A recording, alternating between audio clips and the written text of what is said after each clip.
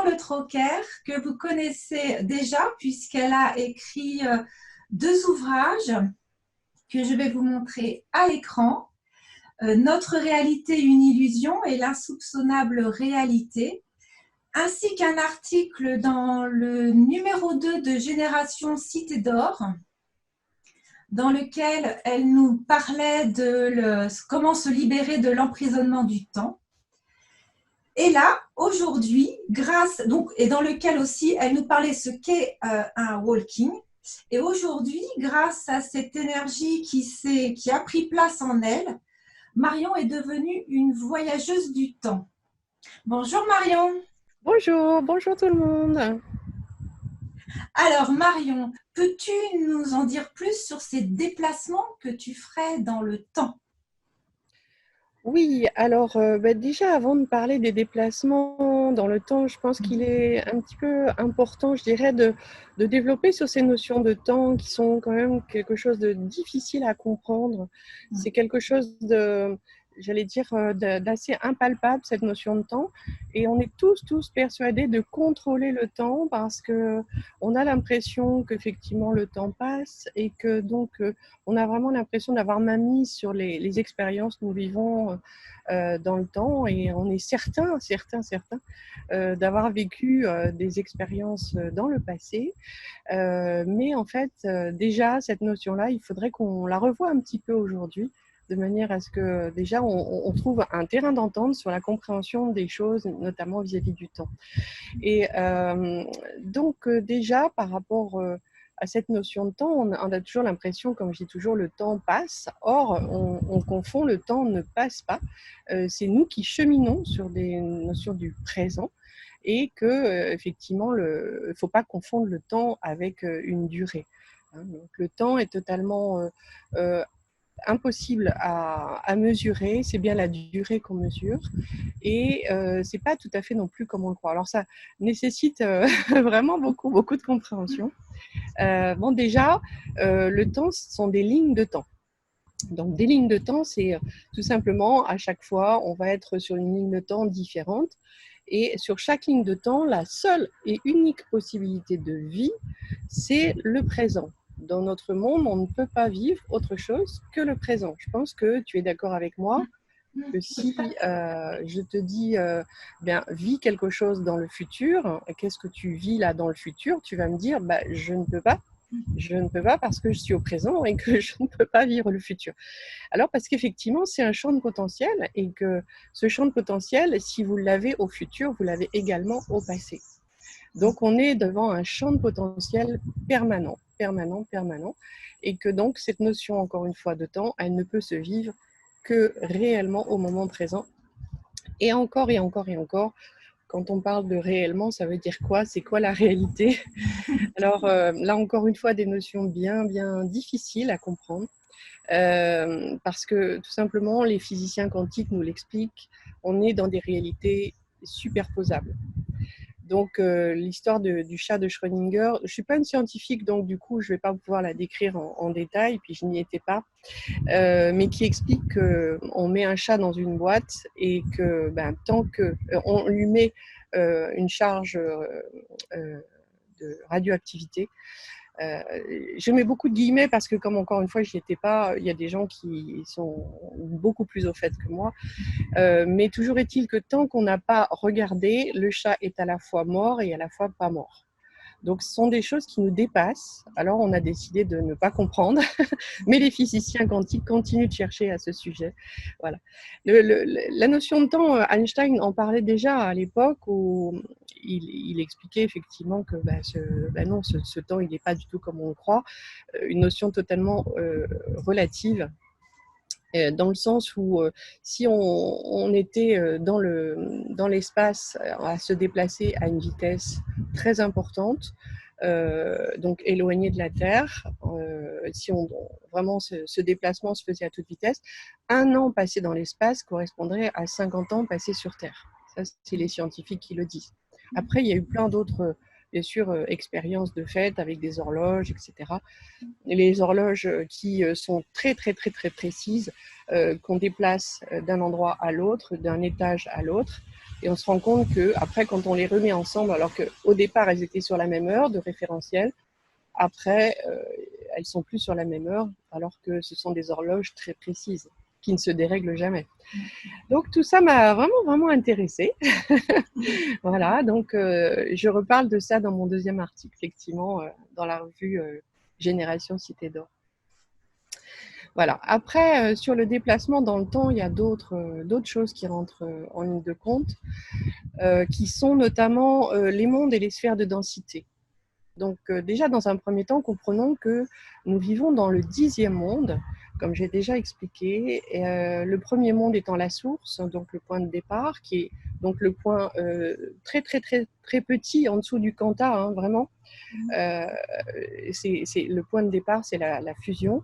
Les êtres se séparent de la source, deviennent complètement une unité à part entière, et ne sont donc plus reliés à la source, et viennent faire des expériences dans différents mondes, le 10e monde étant notre monde de l'incarnation.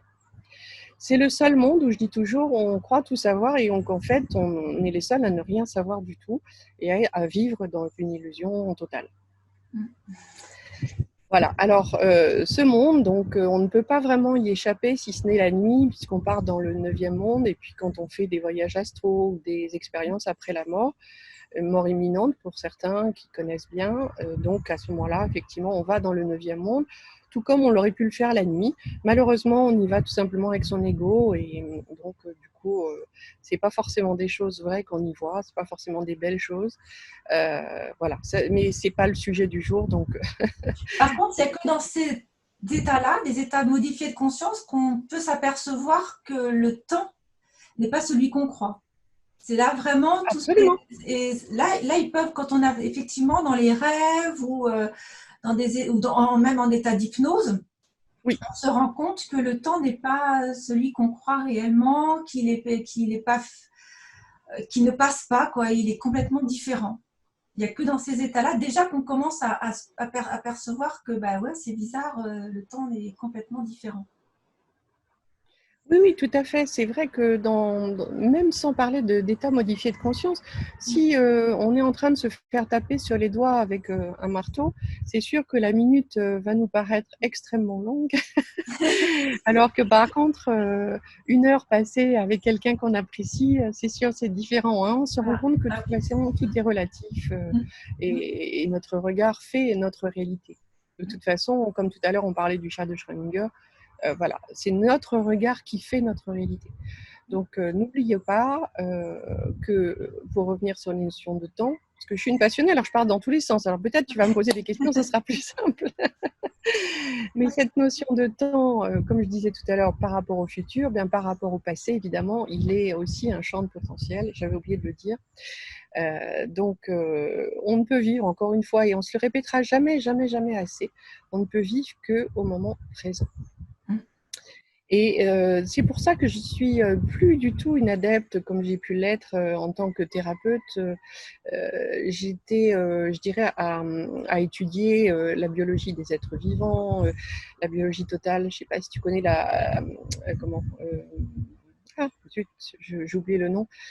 Le décodage biologique, hein, par exemple, hein, qui nous explique que tout a un rapport avec notre passé, notre famille, etc. Nos prénoms, nos dates de naissance et tout ça. Et c'est vraiment quelque chose d'intéressant. Intellectuellement, c'est très intéressant.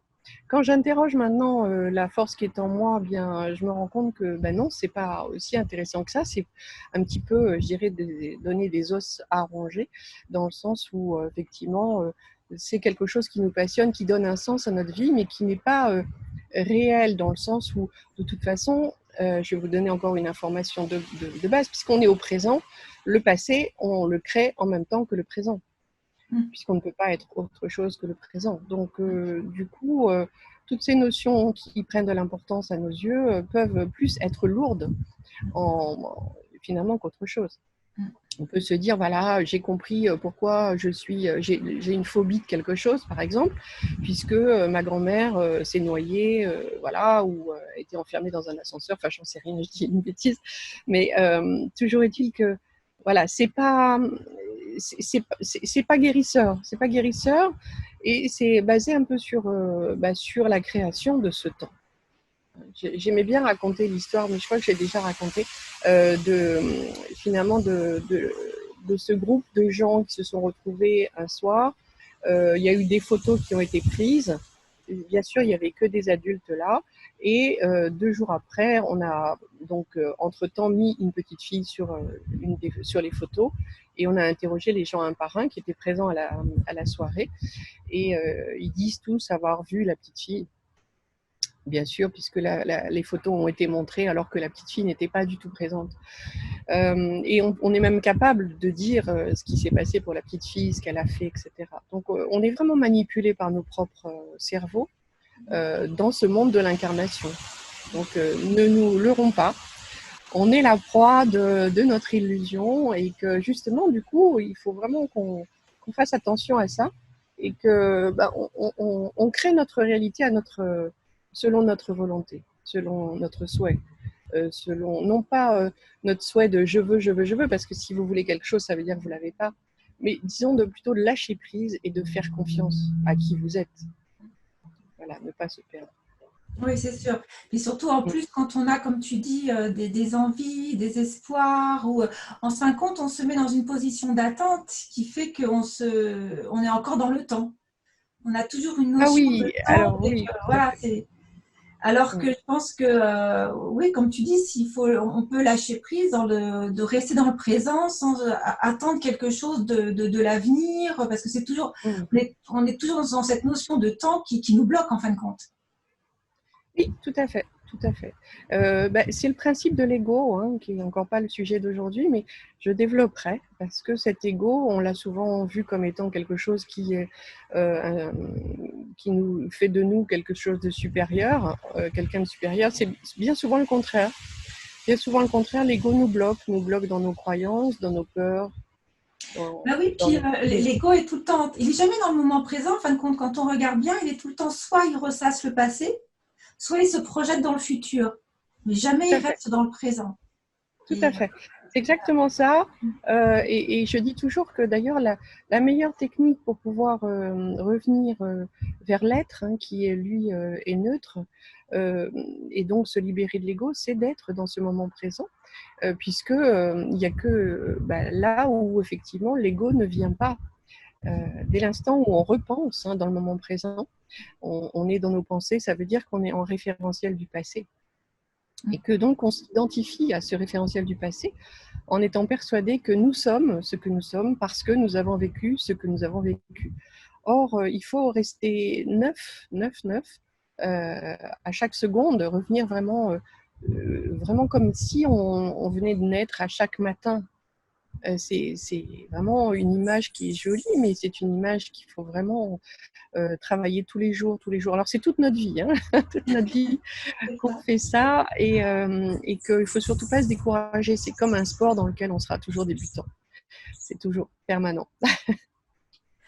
Surtout qu'en plus, maintenant, il y a un mathématicien aussi qui est Alain Cohn, qui dit maintenant que, donc, comme toi, le temps serait une illusion, il le confirme, et que même le passé lui-même ne serait pas figé. Le passé se modifie aussi, le passé change. Et c'est ça qui est troublant.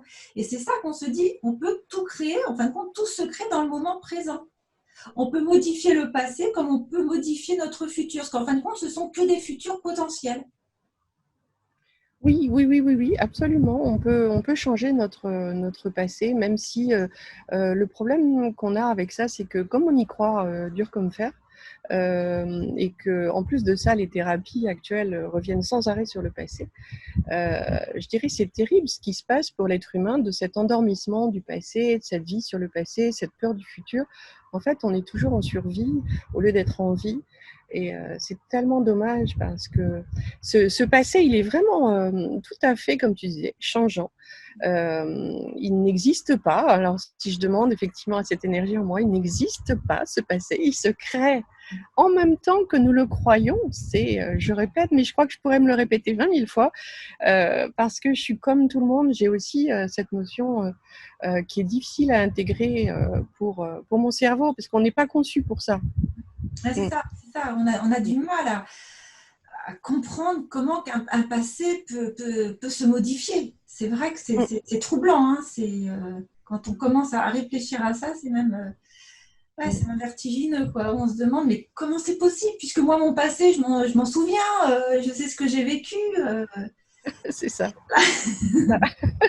C'est terrible cet endormissement, hein, cet endormissement lié à l'incarnation. Bon, ça fait partie du jeu, hein. Faut pas non plus se culpabiliser de ça, parce que de toute façon, en venant sur Terre, on savait bien qu'on allait tout oublier et qu'on allait faire l'expérience à la fois la plus passionnante et à la fois la plus difficile, parce qu'on se croit séparé de tout. On n'a pas du tout une notion que c'est nous qui créons notre réalité sous notre regard. On n'a pas du tout cette notion-là. On se dit, bah, la table, elle est là, je suis bien persuadée qu'elle est là, et que bah, du coup, c'est pas moi qui l'ai mis là. Et pourtant, si vous n'êtes plus là, je ne suis pas sûre que la table soit encore là. Puisqu'il faut un observateur, finalement. Ça a été démontré par les physiciens quantiques. Sans observateur, en fait, l'énergie reste onde et non pas particule. Elle se transforme en particules sous notre regard. Donc, quand on dit quelque chose comme une vérité aujourd'hui, moi, je sais toujours que ce n'est pas une vérité. Non, c'est pas parce qu'on croit quelque chose que c'est une vérité. C'est la vérité de la personne qui y croit.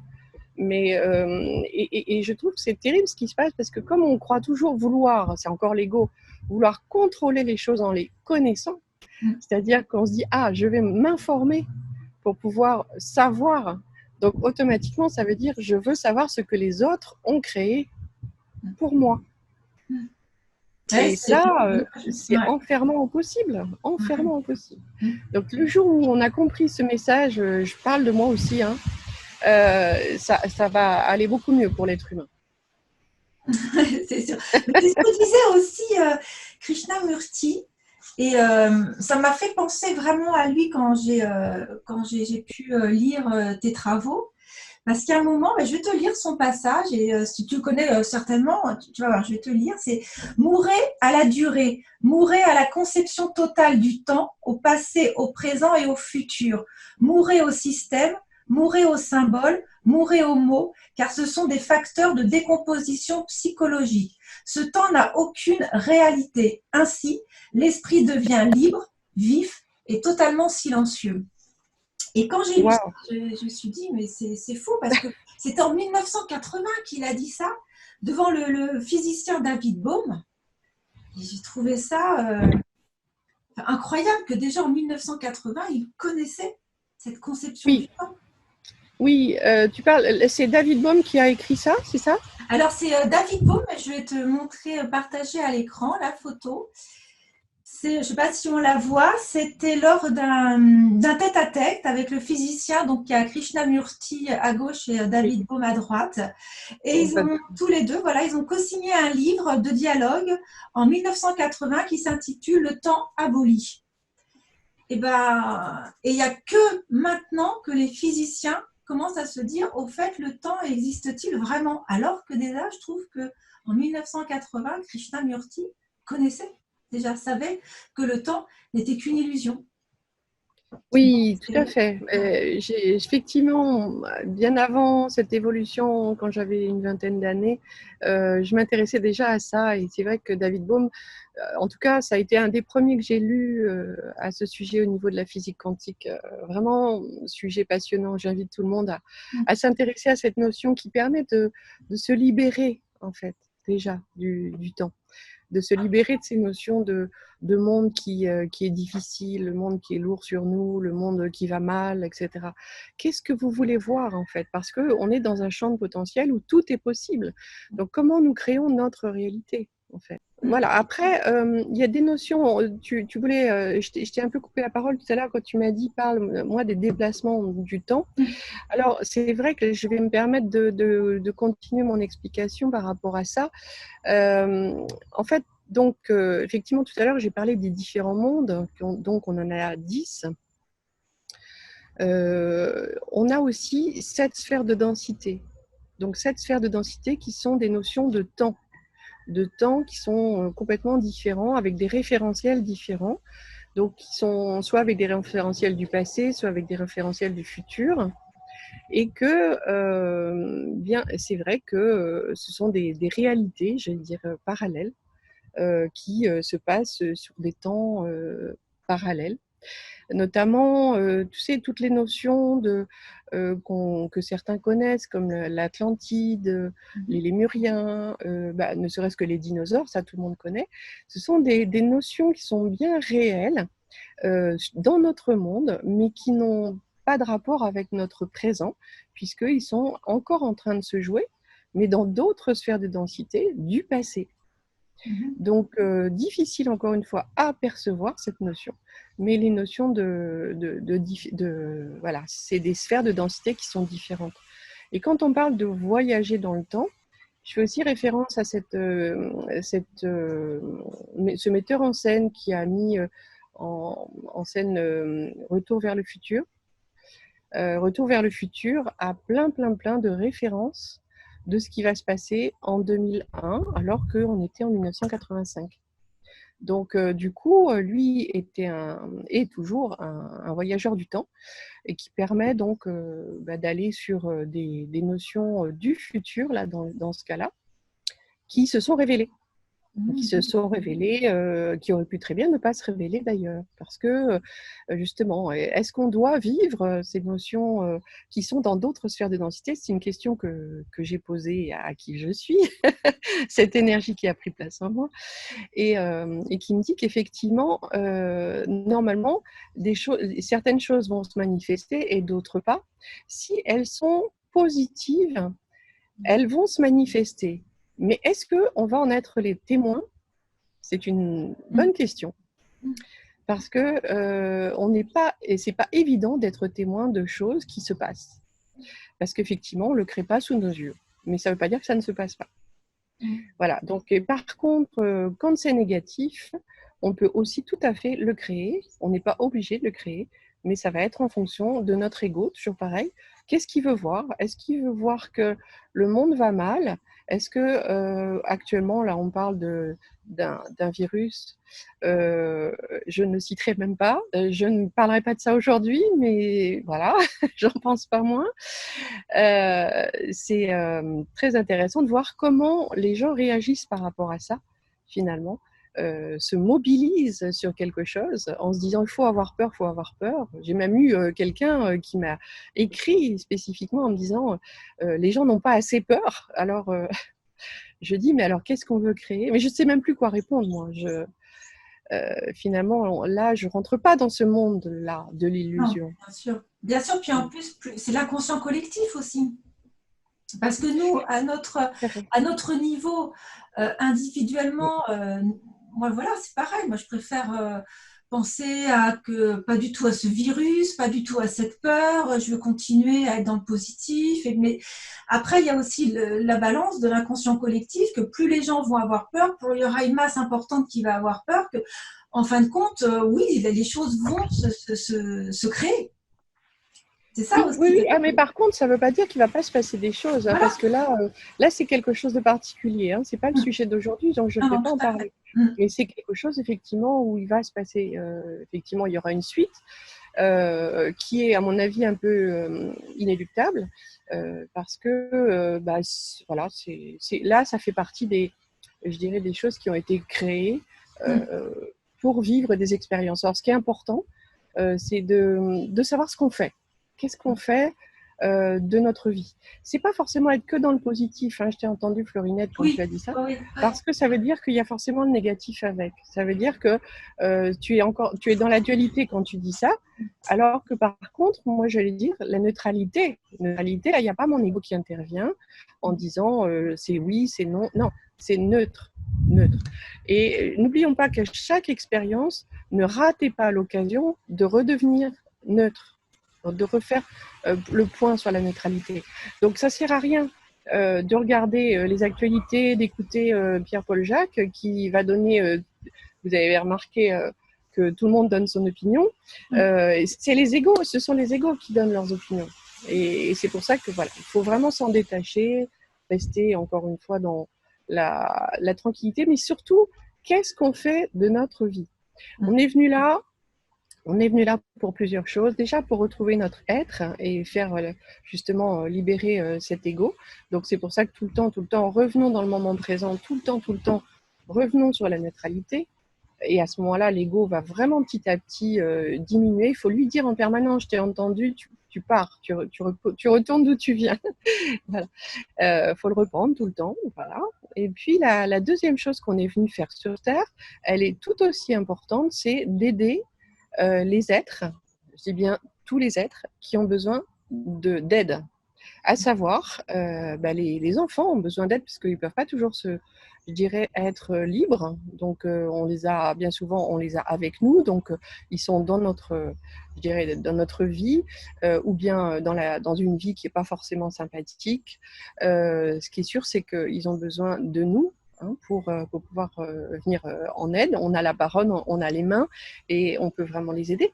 Et puis, les deuxièmes catégories d'êtres, et là je m'arrêterai là parce qu'après les autres, c'est plus du tout la même chose, ce sont les animaux. Les animaux qui donc n'ont pas la parole, n'ont pas de bras et sont sous notre responsabilité. Ils sont venus nous accompagner et nous, qu'est-ce qu'on fait? C'est que on les enferme. Et puis, on prend leur vie, et puis on est content avec ça, puis on est avec l'ego à se dire oui, mais on est fait pour ça. On se raconte tout un tas de trucs, et vraiment tout un tas de trucs sur les animaux, en se disant qu'on a le pouvoir sur eux, au lieu de les aider. Donc, c'est important aujourd'hui d'avoir cette notion d'aide aux animaux. Je vous dis ça parce que ça a des conséquences qui sont costauds. Moi, j'ai les infos, je peux vous dire que ça a vraiment des conséquences importantes.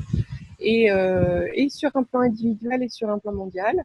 Donc, qu'est-ce qu'on fait au quotidien? Voilà. Est-ce que on continue soit d'aider les gens si on a les êtres si on a commencé à les aider, en tout cas les respecter, les laisser en vie, et puis sinon, voilà, après on prend nos responsabilités, on va dire.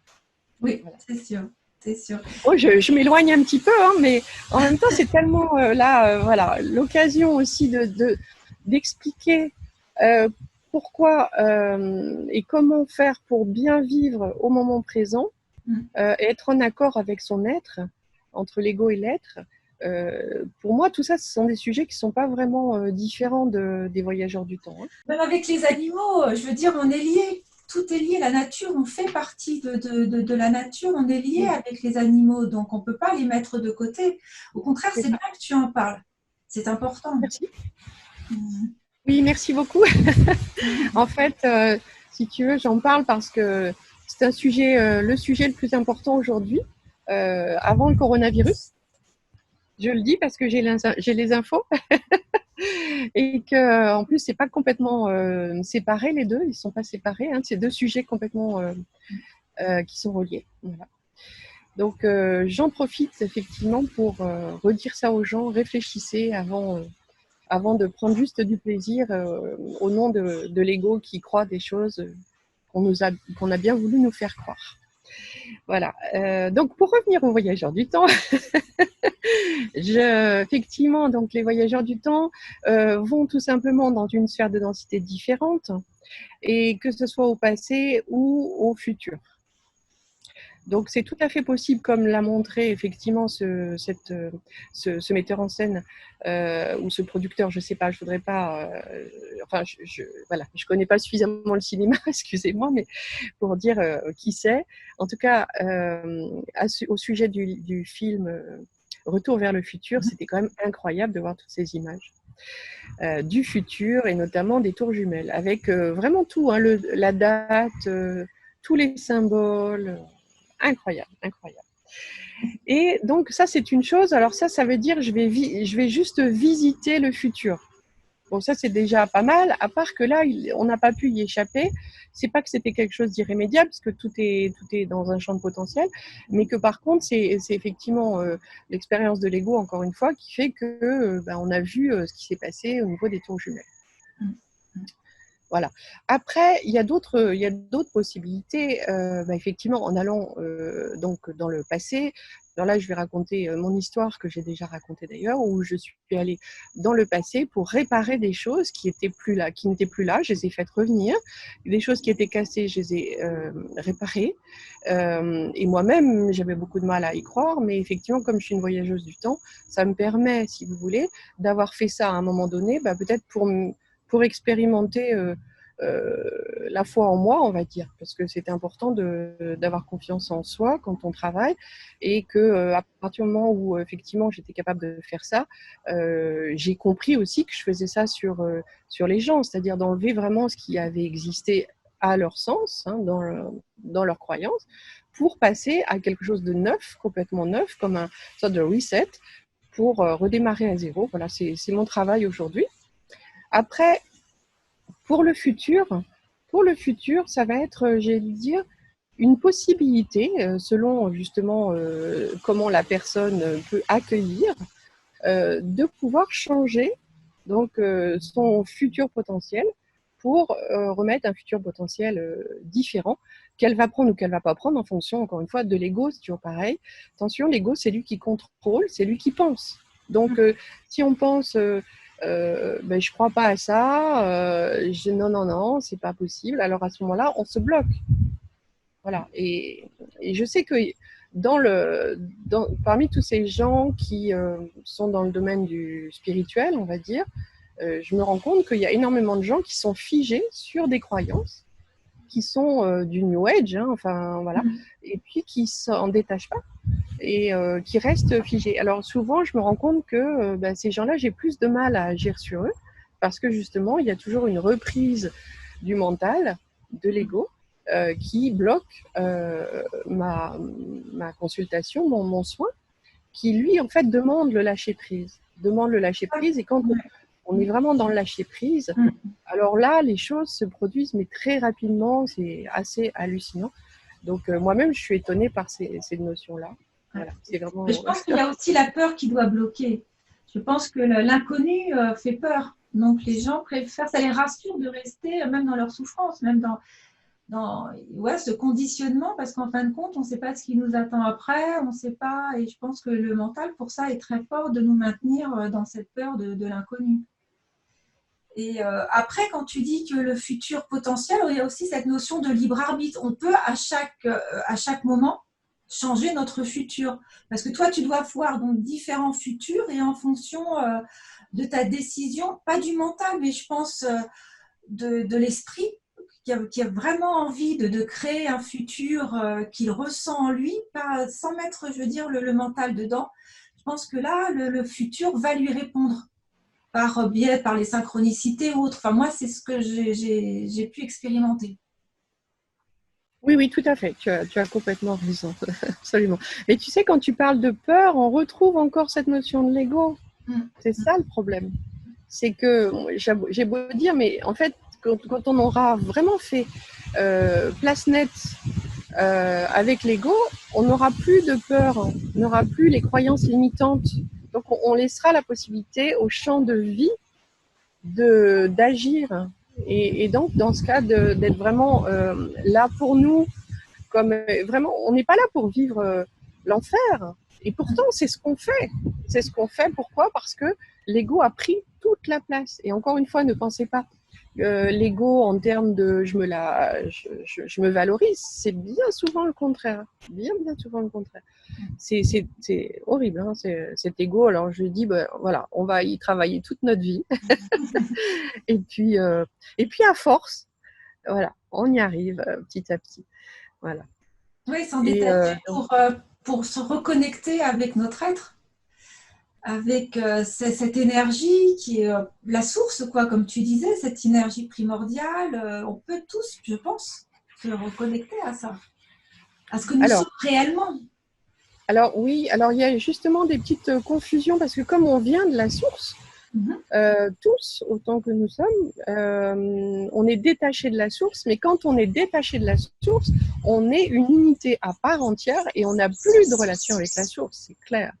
La source est juste un point de départ, elle ne veut rien pour nous, elle ne sait rien de ce qui se passe sur la Terre, enfin en tout cas jusqu'à il y a peu de temps.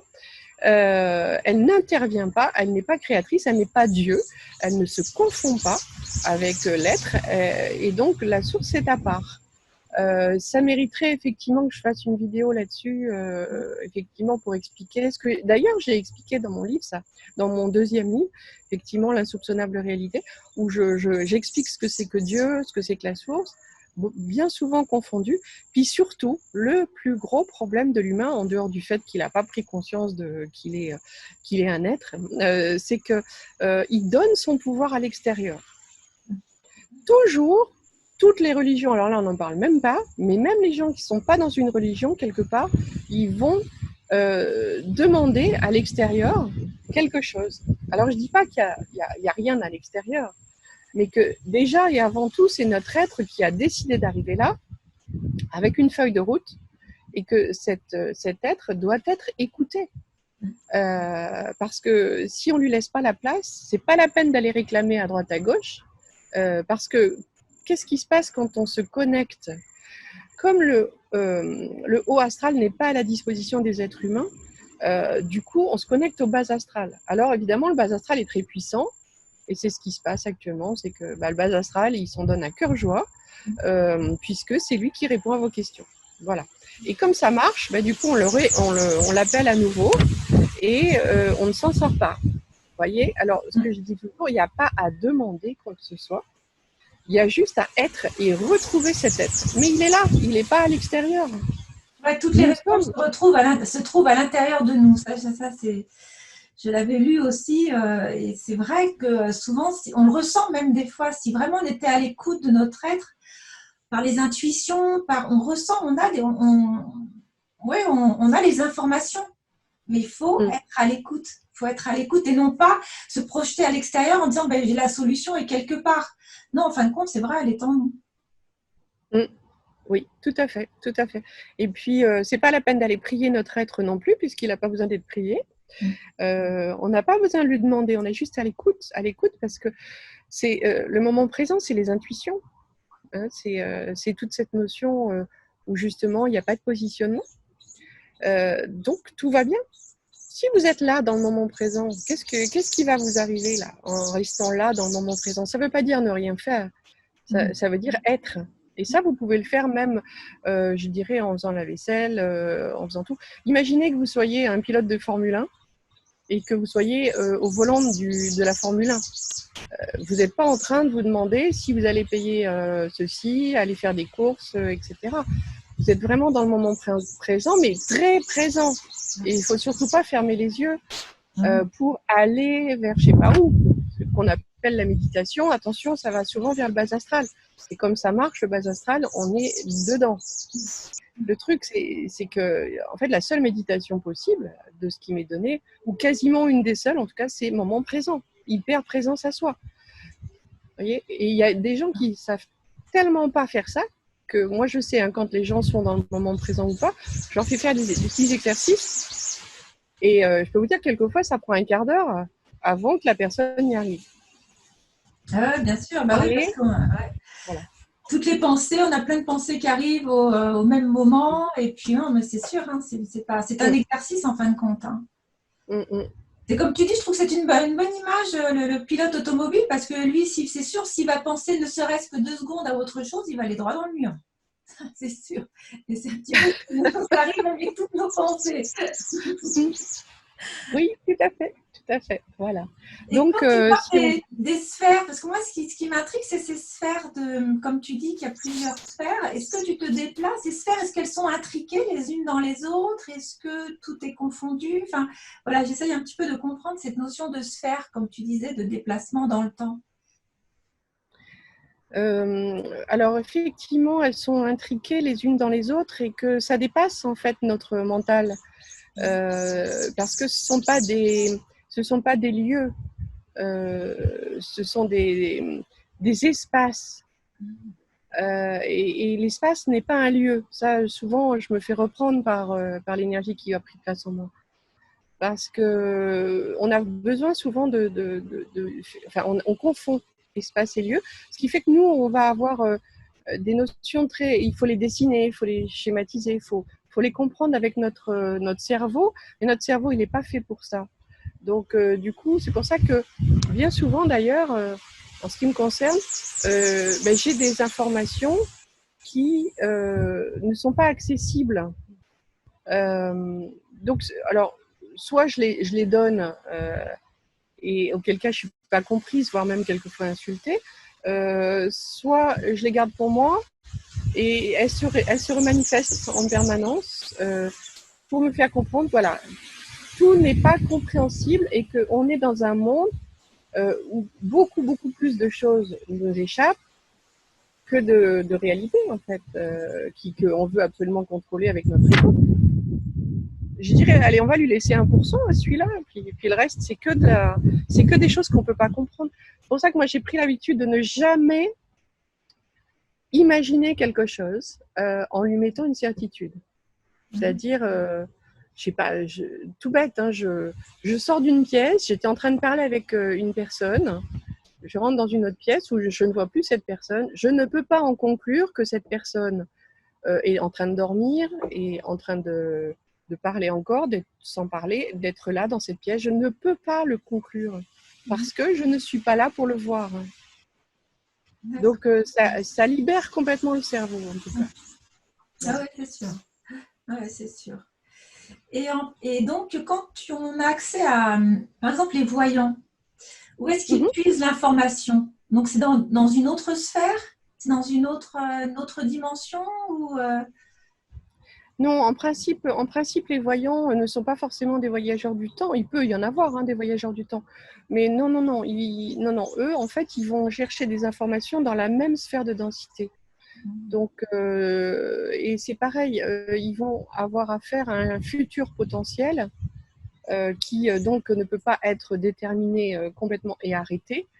D'ailleurs, tout le monde le sait. Hein, je veux dire, si quelqu'un va voir un voyant, on pourra dire oui, ça, c'était vrai ou c'était pas vrai, mais on lui en veut pas parce qu'on sait que de toute façon, il n'y a rien qui soit complètement figé. Et ça va dépendre vraiment de notre libre arbitre. Et d'ailleurs, c'est un mot que tu as utilisé tout à l'heure, le mot libre arbitre. Je voulais rebondir dessus parce que souvent, comme il y a le mot libre dedans, on se croit libre et que du coup, c'est plutôt bien vu par le mental, hein, le libre arbitre. On dit oui, moi j'ai mon libre arbitre. Eh ben non, pas de chance. Le libre arbitre, malheureusement, c'est l'ego aussi, puisque c'est lui qui a la possibilité de vous sortir de votre chemin le plus rapide, qui est donc le chemin de l'être. Donc, toujours encore une fois, l'ego qui se montre sous différentes facettes. Et l'ego, il a toujours besoin d'avoir raison, hein, en plus. Donc, du coup, voilà, les gens qui écoutent ce que je dis bien souvent, mais non. Et alors, bon, j'ai beau prévenir que l'ego est toujours là, bon, on ne le voit pas toujours. Voilà. Ah, mais c'est sûr, on tombe dans le piège de l'ego, facilement même. Alors, pour revenir sur les voyantes, alors, il y a ce qu'on appelle la divine matrice, que j'explique dans mon premier livre, qui est en fait une trame, un champ. Ce champ, il a toutes les connaissances, puisque c'est un monde d'information, où il y a le champ de tous les possibles, et qu'effectivement, il y a des gens qui sont connectés à cette matrice divine, d'autres pas. Je vois souvent être amenée à connecter les gens sur la divine matrice quand je suis en consultation, parce que c'est quand même quelque chose d'intéressant, plutôt que de fonctionner qu'en boucle fermée, de pouvoir avoir accès à ce champ d'information. C'est pas mal. Dans tes consultations, voilà, c'est ça. Est-ce que tu arrives à connecter les personnes à, comment dire, à leur être, à prendre vraiment conscience que c'est l'ego qui les dirige et que voilà, de se réveiller à eux-mêmes. Et tu fais des consultations à distance aussi, je crois. Oui. Je fais beaucoup plus de consultations à distance parce que ça me permet d'aider les gens dans le monde entier. Et en fait, effectivement, ma façon de travailler, elle est vraiment différente des autres thérapeutes, dans le sens où, effectivement, j'ai des capacités de connecter les gens à leur être, parce que ce qui se passe, Il y a différentes choses. Je veux dire, j'ai pas encore eu toutes les informations, mais ce qui est sûr, c'est que bon, on a tous un être, ça, quasiment, je dirais, oui, aujourd'hui, je peux dire pratiquement 99,9, voire même plus, d'êtres enfin, de personnes qui ont un être. D'ailleurs, je fais une parenthèse, hein, bien sûr, les animaux aussi. En ce qui concerne la conscience, c'est quelque chose où souvent on confond avoir conscience de ou augmenter sa conscience, prendre conscience, etc. Enfin, bon, bref, il y a plein de choses, plein de mots avec le mot conscience. Et en fait, le mot conscience, quand on me l'explique, moi, c'est tout simplement une possibilité, j'allais dire, quand on a une conscience, on a un libre arbitre et donc une possibilité d'aller d'un point A à un point B, mais vraiment diamétralement opposé, à savoir toutes les possibilités, à savoir se détruire ou se régénérer. Ça, c'est les gens qui ont une conscience. Il y a, je me souviens plus où on en est au niveau du pourcentage, parce que ça a un peu augmenté. J'ai le mot 60% à peu près d'être. Un peu, non, plus 80% d'êtres qui ont une conscience, mais que par contre, alors ne pas avoir de conscience aujourd'hui, donc c'est les 20% restants, ça veut dire que tout simplement on a un champ beaucoup plus limité et que donc du coup ça va permettre d'interagir avec les gens qui créent leur libre arbitre, qui ont qui créent tout sur leur route avec justement leur conscience. Et leur ego aussi. Donc, ce qui fait que du coup, voilà, il y a des gens qui n'ont pas forcément un libre arbitre très, très développé et que ils suivent en fonction des autres. Tu vois ce que je veux dire? Alors, c'est vrai que on se dit toujours, oh là là, j'espère que je ne suis pas concernée. Mais, et en même temps, je dirais, ça n'a pas d'importance. Mais ce qui est sûr, c'est que quand j'ai appris ça, j'ai compris parce que moi j'agis à des niveaux qui sont très très très très profonds au niveau cellulaire, etc. pour changer le programme de la personne pendant son incarnation et après son incarnation. C'est vraiment quelque chose qu'on peut même pas imaginer avec les mots. Donc du coup, ce travail-là, j'arrivais pas à le faire sur des gens qui n'avaient pas de conscience. Donc ce qui fait que maintenant, j'agis de manière un petit peu différente. Ça m'a été ouvert, où je peux effectivement faire en sorte que la personne ait une conscience. Donc, effectivement, voilà, c'est quelque chose que je peux faire. Et puis, parmi les gens qui ont une conscience, il y a des gens qui sont connectés à leur conscience et d'autres pas. Donc, ça aussi, si ça m'est demandé, je peux reconnecter à la conscience. Voilà, enfin, il y a plein de choses qui sont surprenantes dans mes soins et qui ne sont pas comparables avec je dirais, avec des thérapeutes qui parlent, hein, parce que moi, en fait, finalement, j'explique les choses, puis après, quand je fais mon soin, j'explique plus parce que ça dépasse l'entendement. Je vais pas dire à quelqu'un, vous n'aviez pas de conscience. Ou... Ah non, non, c'est sûr. Mais je peux reconnecter les gens à leur être parce que autant on a tous un être, autant on n'est pas tous connectés à notre être. Et que par contre, ça, je peux le faire aussi. Voilà. Et connecter la matrice. Se reconnecter à son être, c'est un petit peu sortir de cet état d'endormissement dans lequel on se trouve. En fin de compte, tu les aides à se réveiller aussi à eux-mêmes et puis c'est très important. Parce que même eux, après le soin, peuvent se trouver transformés. Il y a sûrement des choses qui doivent se réveiller en eux. Et ça, c'est très important parce que leur regard change. Et en même temps, oui. Et en fait, c'est leur fonctionnement qui change complètement. Voilà. Fonctionnement même dans le sens où ils fonctionnaient bien souvent en survie, sur le stress, sur l'ego, etc. Et que d'un seul coup, ils ont plus ça. Et avant que les choses se mettent en place, quelquefois ça peut, comme ça peut ne pas le faire, prendre du temps, enfin une durée, on va dire, dans la conscience. Et donc, du coup, ça peut être des gens qui se sentent vides. Par exemple, pendant 2-3 jours, ils vont dire, oh là là, je suis vide. Pourquoi? Parce que tout simplement, l'ego ne peut plus intervenir comme il le faisait avant. Et c'est amusant parce que après, bien sûr, les gens qui me parlent de ça, c'est pas ceux qui sont en train de le vivre, c'est ceux qui après me disent ah mais après les choses se sont mises en place et c'était vraiment vraiment différent où je me suis réveillée en fait, voilà. Et je suis sûre que plein de choses est venue dans leur vie. Ça a dû changer même leur quotidien, le transformer, l'embellir en fin de compte. Et ça, c'est très important aussi, puisque en fin de compte, Oui, on oui, changera le monde comme le ça. but c'est ça, hein. Le but c'est pas juste d'aller faire comme si c'était des massages de bien-être et autres. Là, on agit sur des choses bien plus profondes, mais à vie en fait, j'allais te dire. Bon, déjà il y a des prises de conscience, puis voilà, c'est un changement comme un lâcher prise permanent. Mais comme récupérer une guidance, la guidance de son être en fait. Ouais, c'est ça, tout à fait. Et là, tu vois, ça me fait aussi penser à un autre ouvrage, de tout ce que tu as dit, qui reprend, et c'est ce qui est très étonnant. Bon, là, c'est une maman qui a perdu son fils et qui a écrit un ouvrage, donc que je vais partager à l'écran.